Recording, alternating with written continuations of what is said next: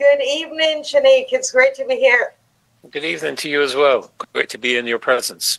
Thank you both very much. It's good to have you both here to talk about something that many Bahamians are paying attention to, because I'll tell you, we had quite the viral moment this weekend as well for some of what that I read sort of covered. So let's just kind of move forward in this. The law comes into effect on Sunday. It is far-reaching.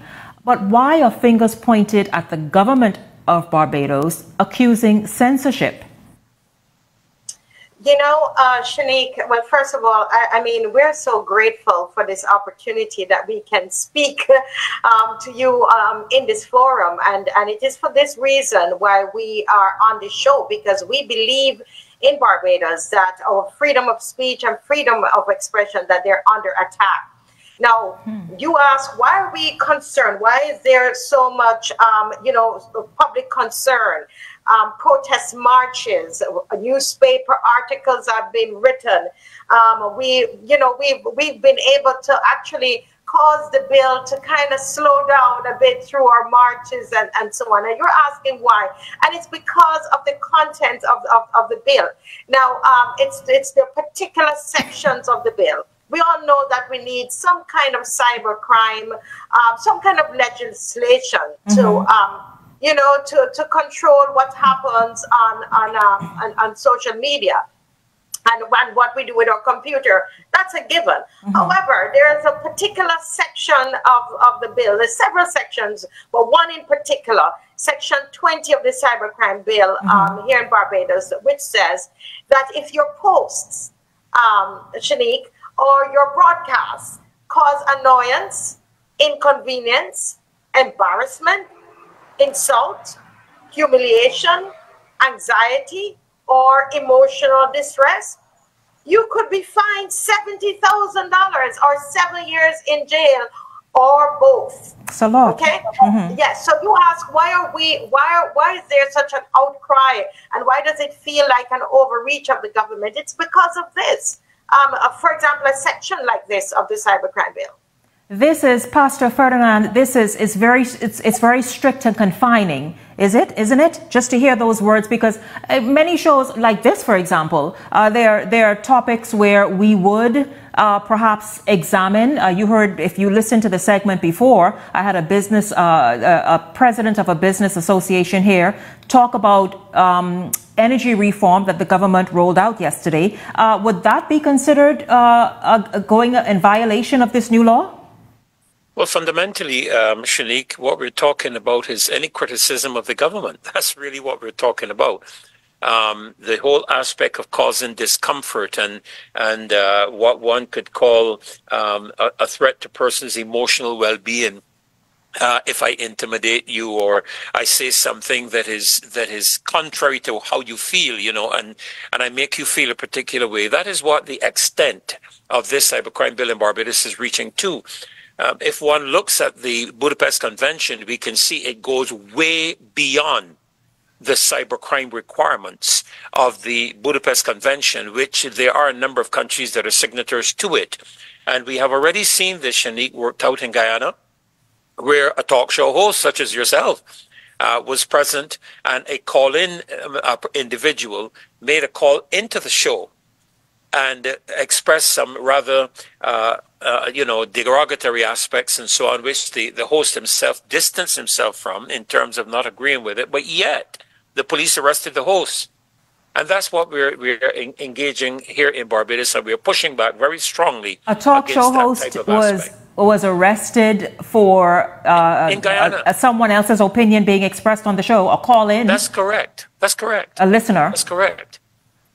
Where do you... A call-in person. And instead of the government pursuing the telecommunications company to find out the source of the call that was made, they arrested the talk show host. That's how ludicrous and ridiculous the bill, which incidentally I will add, Barbados' bill is patterned after. Say that again, sir? Barbados' bill is patterned after the Guyanese bill, and you may not be aware of it, but both leaders of both countries are very close when it comes to these matters. So you feel it's an intentional effort to again censor, muzzle, and have any criticism, objective or mischievous, against the sitting administration not at all tolerated? Absolutely. We had, and you would not probably be familiar with it, but we had a young gentleman, a representative of the government, speaking in one of their constituency meetings, who spoke about the necessity to establish this bill to protect their ministers from criticism. He said it clearly. And none of the government members present, not even the Prime Minister, distanced themselves or disagreed or indicated that that was not the fundamental reason for establishing the cybercrime bill. Now, as Marcia just alluded to, we are, and people need to understand this, there's some excellent aspects of the cybercrime bill, because the cybercrime bill initially has been established for some very specific purposes under the Budapest Convention, and that includes matters to do with crime, cybercrime, in terms of the infiltration of your private data, illegal access, illegal interception, computer-related fraud. All of these are things that we are in agreement with. But when you take it past that point, where you're dealing now with the infringement on the rights of people, which is protected by the human rights and a couple of other agreements and acts, you're beginning to run into this area of muzzling your people.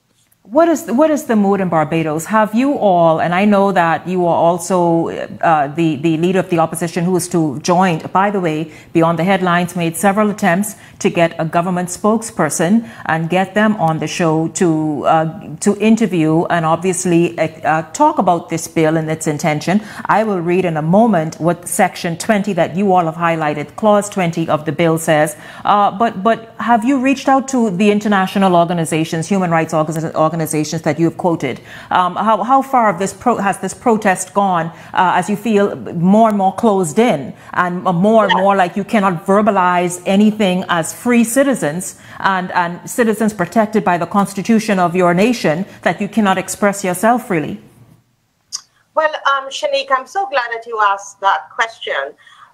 Yes, we have reached out to human rights, international organization that deal with human rights. Up to today, we were on the phone speaking with them, and we are, they're planning to help. We need help, people, because I think it's important, Shanique, for people to understand the fact that we're here in Barbados. We have a government, but for most of it, we didn't have an opposition. No, non-existent. No opposition, in fact.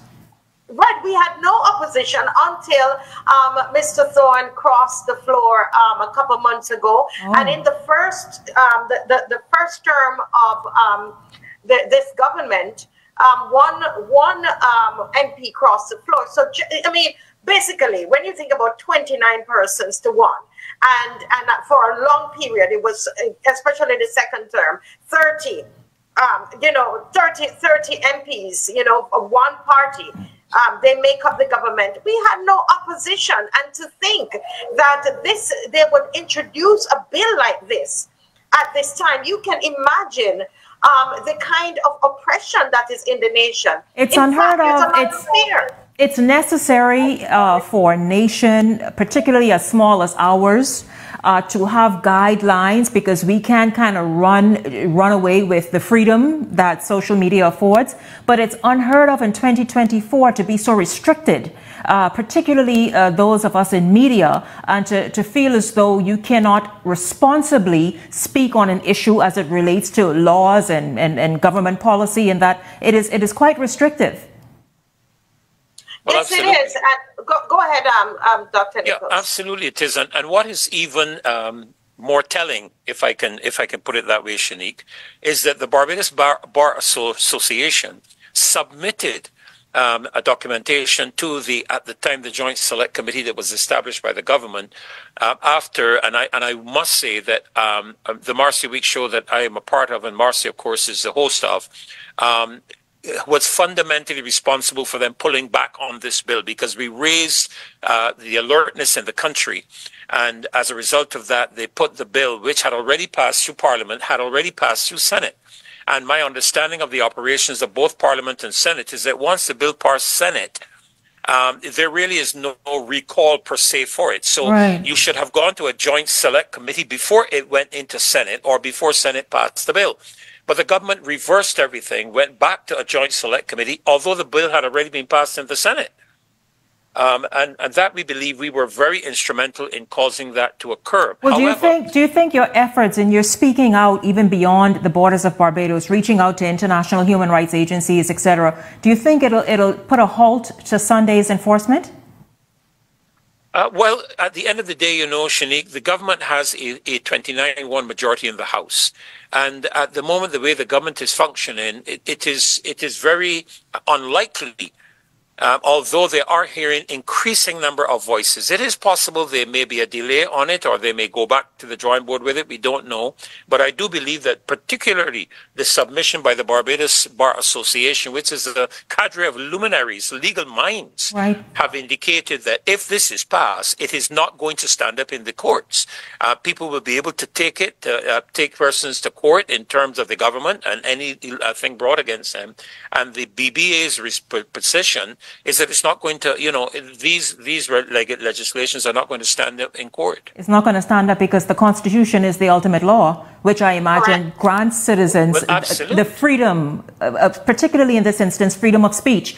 But responsibly, we all agree that certainly there should be a law, and you both have admitted to that, but certainly not one that appears to want to protect an administration and at the cost of muzzling everybody else. Let me just share a little bit of what this law says, and the Hot Topics panel will weigh in, because I told you both that just this weekend there was quite a vile attack as well on government officials, and you wonder how far is too far, how much freedom is necessary, and how do you strike a middle ground. But that law, cyberbullying, Section 20, a person who intentionally uses a computer system to publish and broadcast, transmit data that is offensive, pornographic, indecent, vulgar, profane, obscene, or a menacing character, or causes any such data to be sent for the purpose of causing annoyance, you read some of this, inconvenience, danger, obstruction, embarrassment, insult, injury, humiliation, intimidation,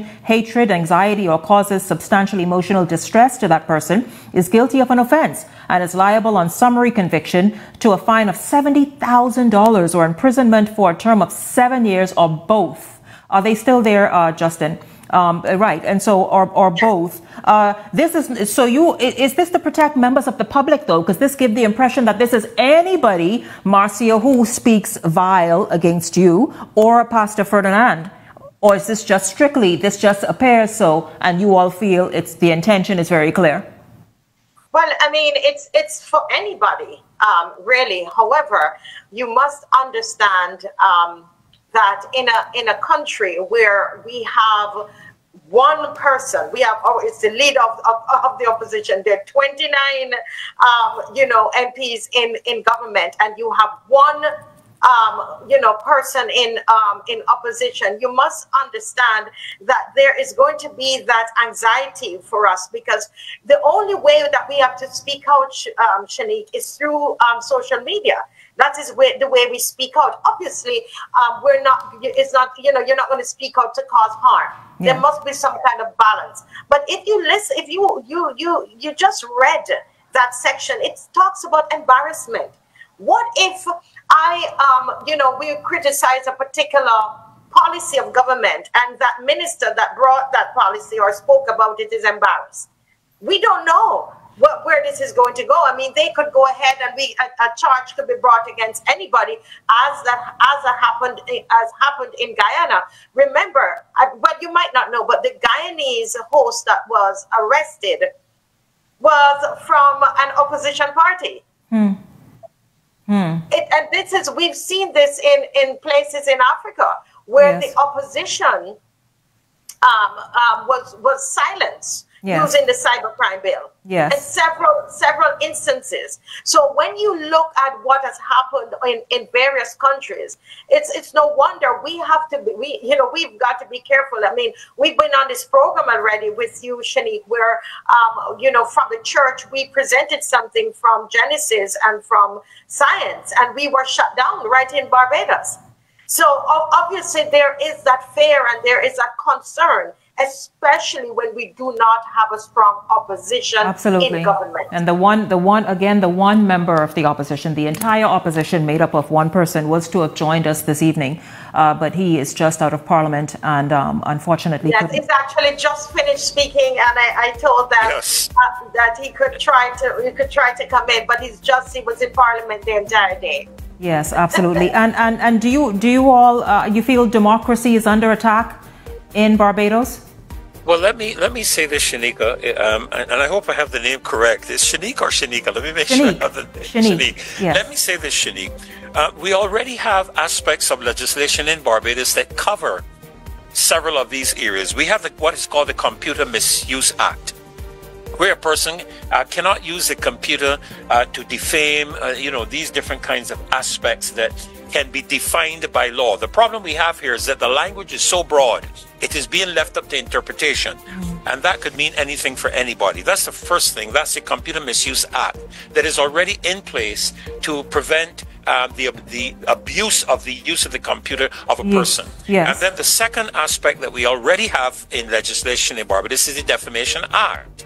Now, it would be interesting also to note that I believe the Defamation Act limits the imprisonment to something like 6 months and the charges to $2,000 or something like that. Mr. Thorne would be able to elude on that considerably better than I would. But the charges are nowhere near what we are hearing about. Could you imagine, Shanique, that I do something or I say something on social media that offends you, and I could find myself with a $70,000 Barbados fine and or 7 offense years is relative. in jail. I mean, it's subjective to whomever it is. Yes, sir. Yes, so sir. it's left up to interpretation. For example, as a pastor, I preach from the Bible. The Bible is very instructive concerning the aspects of sexuality. Yeah. Very instructive. In fact, Pastor, you heard the Bible is now seen in some quarters as hate speech. Oh, so, yes, it is. It is so you could very well, Marcia, you may have to call me beyond the headlines to say, listen, Shanique, Pastor Ferdinand has been, hopefully not. I said that in jest. Yeah, but California sees it as a hate book. Yeah. Canada is seeing it as a hate book. Yeah. And there's several other places which are bringing the quotation of the scripture under examination and under critique. Now, again, let's flip the coin here. Will I be able to take somebody to court then who offends me because they say something against my faith? Are we going to be prepared to engage that aspect? If it passes and is enforced, it opens up too big a can of worms. Correct. For anything to happen and to be interpreted and to feel, because everything now is about how you feel, how you interpret it, what you see it as. Again, of course, we all agree responsibility must come into play in terms of social media usage, but certainly not when it comes to the point of obviously trying to shut up and muzzle an entire society. We will continue to follow up with you all there in Barbados. Thank you so much for joining us this evening.